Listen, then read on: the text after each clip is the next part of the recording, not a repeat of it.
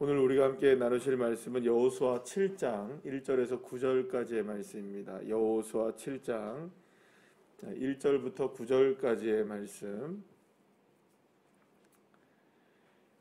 우리 다 같이 함께 한 목소리로 합독하시겠습니다. 이스라엘 자손들이 온전히 바친 물건으로 말미암아 범죄하였으니 이는 유다 지파 세라의 증손 삽디의 손자 갈미의 아들 아간이 온전히 바친 물건을 가졌음이라. 여호와께서 이스라엘 자손들에게 진노하시니라.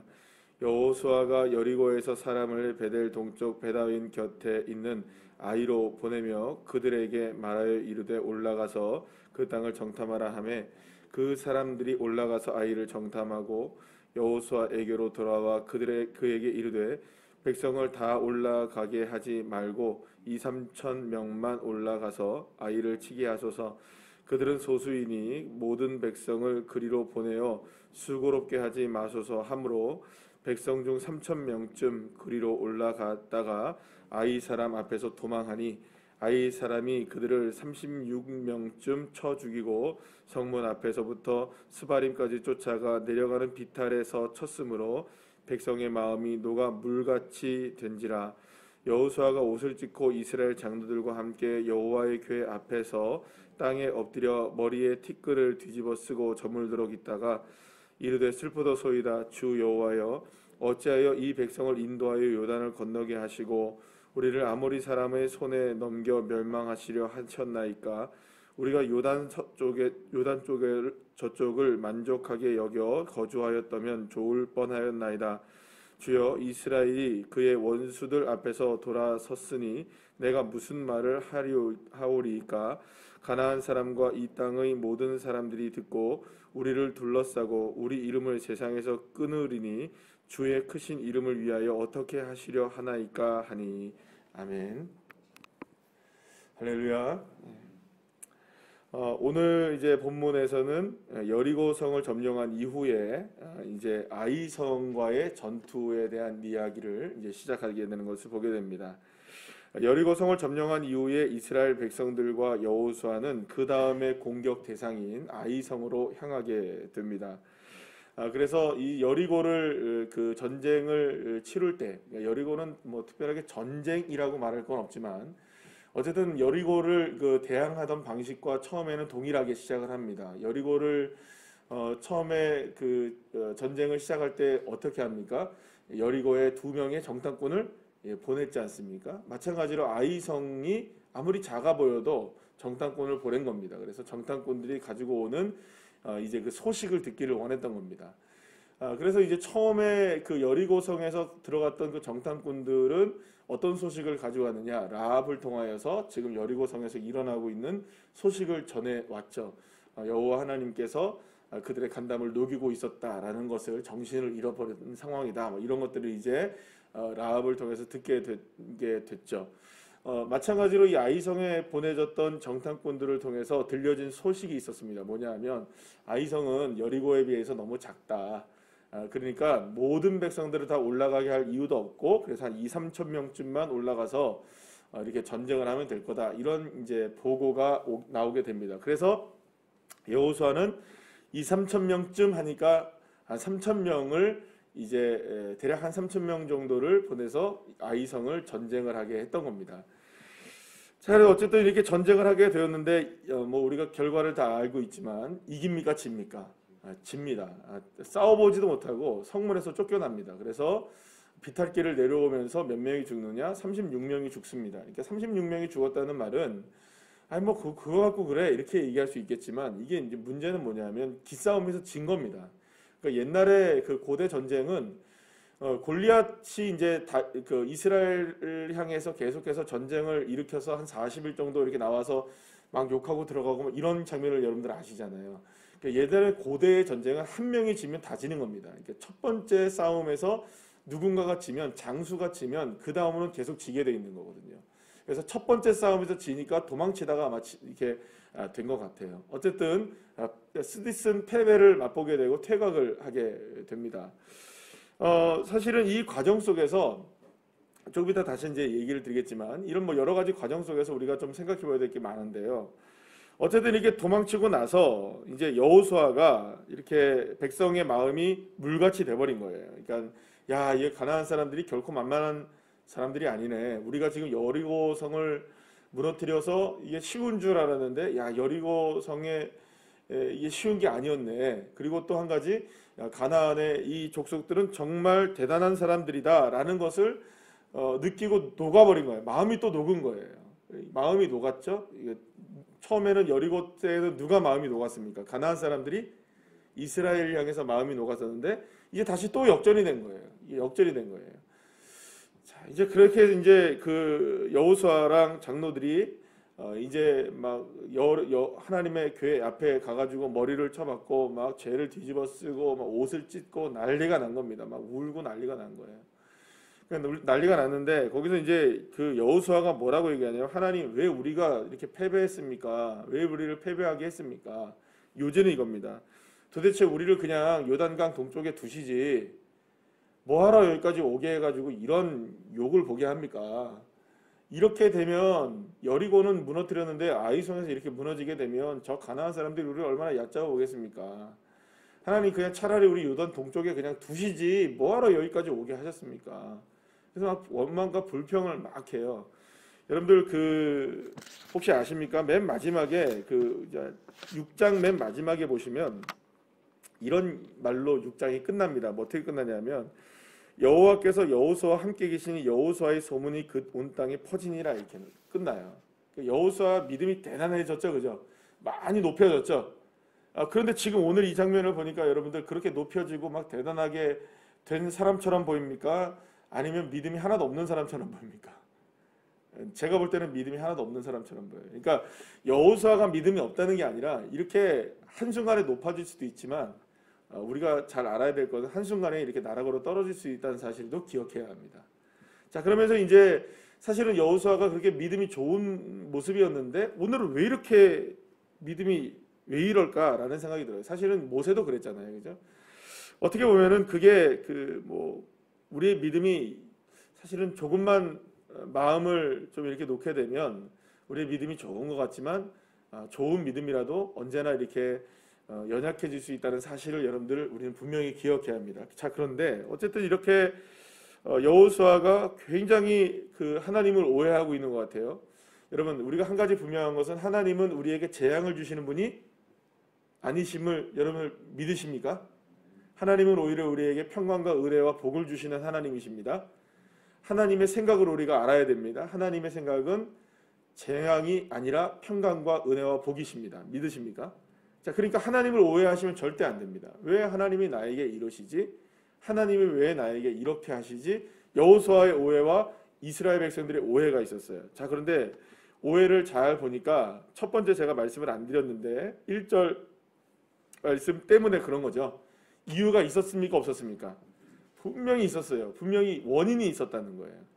자, 이제 그 아간의 범죄에 대해서는 이제 계속해서 이제 우리가 말씀을 나누게 될 거고요.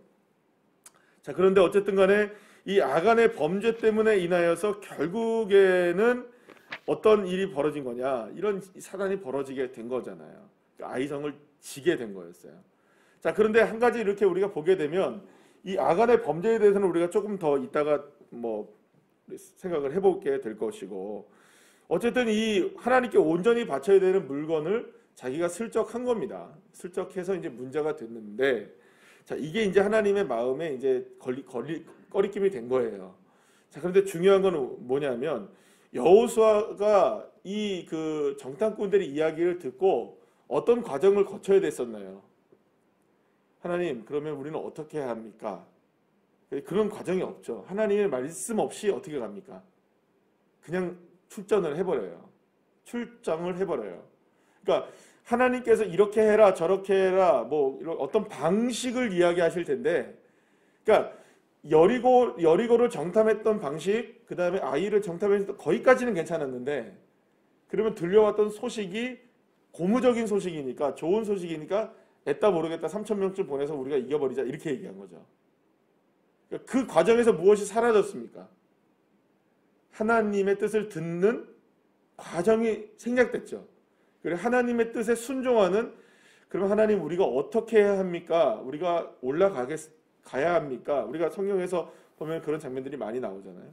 우리가 칠 수 있겠습니까? 이런 장면들이 있어야 되는데 하나님의 말씀 없이 움직인 게 첫 번째 문제였죠. 그러면은 아이성을 치기 전에 이 아간의 문제를 발견했을까요? 못 발견했을까요? 발견할 수 있었을 거예요. 두 번째 문제는 뭐냐면 여러분 오늘 본문 3절 말씀을 보시면 이렇게 얘기합니다. 정탐꾼들이 가서 뭐라고 얘기를 하냐면 여호수아에게 모든 백성을 그리로 보내어 어떻게 하지 말라고요? 수고롭게 하지 마소서, 이런 보고를 해요. 여기서 근데 수고롭게 하지 마소서라는 말은 어떤 의미를 가지고 있냐면 이 그 히브리어가 야가라는 말을 썼는데요. 이게 노동의 수고에 대해서 강조를 하는 단어라고 설명이 되어 있더라고요. 뭐냐면 노동에 대한 강조, 수고로움에 대한 강조입니다. 그러니까 내가 일을 했으니 일을 한 거에 대해서 내가 너무 힘들어요. 날 좀 알아주세요. 내가 정말 이 일한 거가 굉장히 힘들거든요. 나 정말 쉴 자격이 있고 나 정말 대우받을 자격이 있고 내가 일한 것에 대해서 좀 알아주세요 라는 의미에서의 수고로움이라는 뜻이에요. 여러분, 여리고를 점령할 때 이스라엘 백성들이 수고한 게 뭐죠? 수고는 했죠. 뺑뺑이 돌았잖아요, 그죠? 뺑뺑 돌고 소리 지르고 전리품 취하고 이게 다였단 말이에요.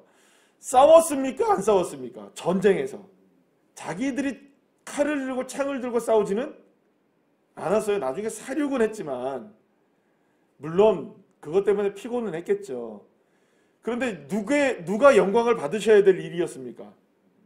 이거 하나님이 하신 일입니다. 수고는 다 누가 하셨습니까? 앞서 행하신 하나님, 마하나임의 군대, 보이지는 않지만 역사하셨던 강한 팔과 펴신 손, 할렐루야. 다 누가 하신 일이십니까? 하나님이 하신 일이셨거든요. 이스라엘 백성들이라고는 순종해서 따라간 게 전부였거든요. 지금 이 상황을 보면 여러분들 기막힌 겁니다. 하나님이 하셨는데 지금 누가 수고했다는 겁니까? 지금 도대체 이스라엘 백성들이 수고했다는 거 하나님 좀 알아주세요. 이거예요. 우리 전부 다 올라가는 건 피곤한 일이에요. 왜냐하면 지금 우리 너무 일을 열심히 해가지고 너무 지금 우리가 너무 수고해가지고 우리는 좀 대우도 받아야 되고 좀 휴가 좀 떠나야 되고 모든 사람들이 괴롭히지 말아주셨으면 좋겠어요. 이런 얘기하고 있는 거예요. 지금 하나님이 보실 때 기가 막힌 겁니다. 지금 이 상황이. 아이고 니들이 했다고 이걸 그럼 니들이 한번 해봐라 이렇게 한 거예요. 니들이 수고로 한번 해봐라. 아간의 범죄도 물론 문제가 있지만 아간의 범죄는 지금 이스라엘 백성들이 압니까 모릅니까? 지금 전혀 모르는 상황이잖아요. 하나님만 알고 계시고 전혀 모르는 상황에서의 패배는 어떤 패배냐? 아간의 범죄는 분명히 문제가 있습니다.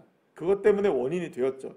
그러나 그 원인이 무엇으로 드러나게 되느냐? 하나님의 뜻을 묻지 않고 이 모든 영광을 누구에게 지금 돌리고 있습니까? 자기에게 돌리고 있죠. 한 번의 성공을. 이것이 이스라엘 백성들이 아이성에서 패배한 결정적인 원인이 되었던 겁니다. 그러고 보면 지금 누가 오해를 하고 있습니까? 여호수아와 이스라엘 백성들이 하나님을 오해하고 있죠. 어떤 오해입니까? 왜 지금 이 전쟁에서 우리를 패배하게 했습니까? 하나님 어떻게 이러실 수 있으십니까? 다 지금 원인을 누구에게 또 돌리고 있습니까? 여호수아가. 아니 누가 잘못했는데 지금 여호수아와 이스라엘 백성들이 다 잘못했는데 자 문제는 지금 다 누구에게 지금 돌리고 있나요? 하나님께 돌리고 있는 거예요. 사실 여러분 이게 지금 어쩌면 우리의 모습이라고 볼 수가 있겠죠. 잘 되면 다 누구 탓이고 우리가 수고한 탓이고 잘 못되면 다 누구 탓이고 하나님이 우리를 돌보지 않은 탓이고 하나님은 기가 막히신 겁니다. 하나님은 어제나 오늘이나 영원토록 동일하시게 우리를 재앙이 아니라 복과 은혜와 축복과 평강을 주시기를 원하시는 하나님이신데 우리가 우리의 상황 속에서 보여지는 것들 때문에 늘 언제나 이렇게 흔들리는 겁니다. 좀 좋으면 내가 한 일이죠. 좀 나쁘면 하나님이 우리를 이렇게 하게 하신 일이시고 좋으면 우리가 좀 우쭐대고 좀 힘들면 원망하고, 하나님은 계속 샌드백이 되고 계시는 겁니다. 하나님이 하신 일은 하나님께 영광을 돌리지 못하고 내가 다 영광을 취하고, 좀 문제가 있으면 하나님 원망하며 살아가고, 하나님 그렇게 하지 왜 그렇게 하셨어요? 이렇게 하는 겁니다. 이게 누구의 모습에서 나오느냐? 안타깝게도 우리가 그토록 지금 위대하게 보고 있는 지도자 여호수아에게서 나오는 모습입니다. 그렇다면 이런 거죠, 여러분. 선줄로 알면 넘어질까? 조심하라. 주님이 분명하게 말씀하시죠. 예외가 없습니다. 여호수아도 예외가 될 수가 없어요. 모세도 여러분 예외가 될 수 없고, 어떤 사람도 예외가 될 수 없어요. 다윗도 예외였습니까? 아닙니다. 베드로도 예외였습니까? 아니었죠. 모든 그리스도인들, 모든 하나님의 백성들이 선 줄 알았던 그때 넘어지는 거죠. 어쩌면 오늘도 우리에게는 이런 유혹들이 다가올 수 있지 않겠습니까? 내가 수고한 건데, 하나님이 하신 건데 그렇게 생각할 수도 있는 것이고요. 하나님 왜 이렇게 나한테 하셔요? 나를 왜 이렇게 다루시는 겁니까? 이렇게 주님을 원망할 수도 있는 것이 우리의 모습이겠죠.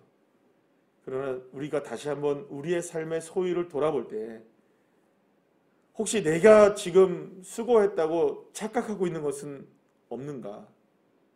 혹은 주님을 원망하기 전에 내가 잘못한 게 있는데, 혹은 내가 지금 뭔가 문제가 있는데 하나님만 원망하고 있는 것은 아닌가? 그것을 우리가 무엇으로 알 수 있을까요? 작은 문제이든 큰 문제이든 어떤 삶의 문제가 우리가 다가왔을 때 그 앞에서 우리가 지금 어떤 태도를 보이고 있느냐에 대한 부분들을 살펴보시면 내 믿음 점검할 수 있는 것입니다. 사랑하는 여러분, 어떠한 삶이 우리에게 오늘 펼쳐질지 우리는 알 수 없으나 그 어떤 상황에서도 주님께 물으십시오. 우리 묻는 믿음의 자녀들이 되시길 소망합니다. 그리고 또 주님을 원망하기에 앞서 과연 내가 지금 무엇의 문제인가 다시 한번 돌이켜보아서 하나님이 우리에게 원하시는 뜻이 무엇인지를 철저하게 구분하여서, 분별하여서 주님의 뜻에 순종하여 하나님 앞에 영광 돌리는, 그래서 진짜 승리의 기쁨을 누리게 되는 믿음의 자녀들. 그래서 여러분 말씀드린 것처럼 승리의 방정식은 아이성의 방정식이 아니라 여리고의 방정식입니다. 그래서 승리의 방식을 꼭 아셔야 됩니다. 승리는 여리고 같이 하셔야 승리하는 겁니다. 아이처럼 되면 안 됩니다. 그거는 크기와 상관이 없습니다. 능력도 상관이 없습니다. 그저 그냥 주님께 맡기고 순종하고 나가는 겁니다. 이 믿음 저와 여러분의 믿음 되시기를 간절히 축복합니다. 기도하시겠습니다.